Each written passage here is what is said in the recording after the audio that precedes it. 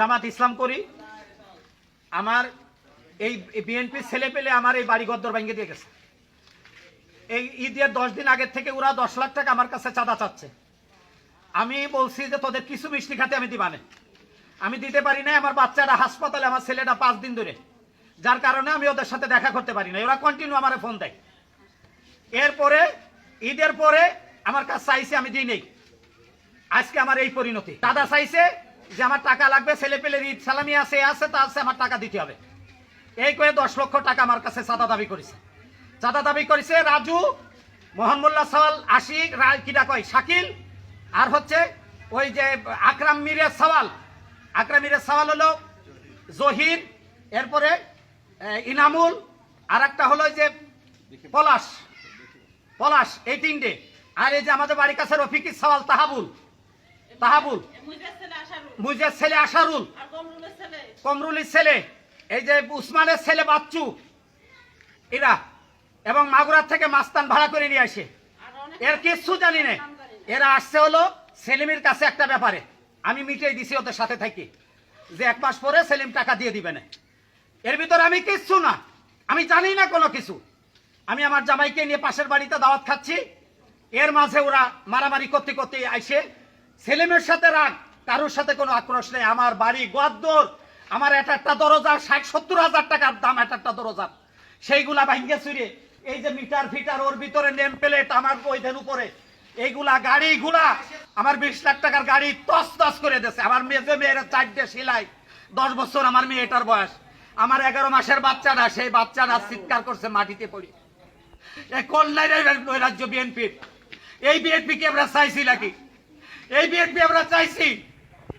এই কিসের বিএনপি এটা? এই চাঁদা যারা চাইছে তাদের চাঁদা দিন, এই বিদায় তারাই ভাঙচুর করছে।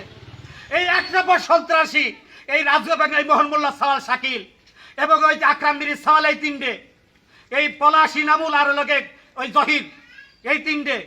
আর এই যুব দলের বর্তমানে ইউনিয়নের সভাপতি হয়েছে, ওর নাম কি রে? পিয়ারুল। এই কটা আমার এই অবস্থা করে ঠিক আছে। আমি সুষ্ঠু বিচার চাই, এবং কেন করছে এইগুলা, এবং এই ক্ষতিপূরণ আমি দাবি করতেছি। আসসালামু আলাইকুম। আসলে আমি দেখলাম যে এখানে বিএনপির মধ্যে দ্বন্দ্বের একটা কেন্দ্র করে একটা এখানে চাঁদা দাবির কথা কি হয়েছে এটা আমি জানি না। আমার সামনে একটা নিরীহ মানুষের বাসায় ওদের গতিতে একদম শস্ত্র ধরে ওরা গেট ভেঙে চুরে ভিতরে ঢুকে মানুষের আঘাত করে সেলাই দেওয়া লাগছে, গাড়ি ভাঙচুর করছে। আমি সাইদুদ্দিন আহমেদ, পাড়ায় আমি তার প্রতিবেশী। আমি সিলাসিলি শুনে তাড়াতাড়ি চলে এসে দেখি 2বার হামলা হয়েছে বাড়িতে, এবং হামলার লোমহর্ষক ব্যাপার, কান্না চিল্লা পাল্লা, মহিলাদের ভিতরে ঢুকে মারামারি, এগুলো দেখার মতো না। আহত কয়জন? আহত 4জন হাসপাতালে আমি শুনছি, এবং আমি দেখছি তার মেজো মেয়ে সেলাই লাগছে, তার ড্রাইভার এবং তার অফিসের কর্মচারী তার মাথায় আঘাতপ্রাপ্ত।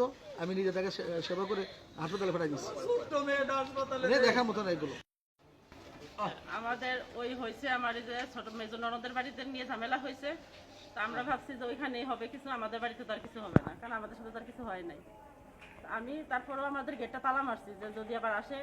তা আমার গেটটা তালা মেরে আমি শুধু ভিতরে গেছি যে আমার 11 মাসের ছেলে আছে, বাচ্চাটা আমি কারোর কাছে দিয়ে তারপরে আমি আমার মেজো ননদের এখানে যাবো। আমি ছেলেটারে রাখে শুধু আমাদের এক সিঁড়ির নিচে নামছি, নামে দেখি যে আমাদের গেটে ভাঙচুর শুরু হয়ে গেছে। তখন আমি এসে যে আমার কেসি আসে, মানে ওরা একভাবে, মানে অনেকজন আসছে, 50-100 জন এরকম হইতে পারে। তো আমি দেখে আমি কেসি গেটটা তালা মারার সময় পাই নাই, তখনই আমি উপরে চলে গেছি, যে আমার ঘরের দরজা সব ছিটকেনি লাগাই দিচ্ছি। লাগাই দেওয়ার পরে ওরা গেট ভাঙতেছে আর উপর দিয়ে সব টপকায় চলে আসছে, আইসে প্রাচীরের উপর দিয়ে টপকায় এসে কয়েকজনে মিলে গেটটারে আপনার বাইরে তালাটা ভেঙে দিছে। ভেঙে দেওয়ার পরে বাকি সবাই ঢুকে পড়ছে। ঢোকার পরেই ওরা গাড়িটা ভাঙচুর করা শুরু করছে, মানে 1-2 জন।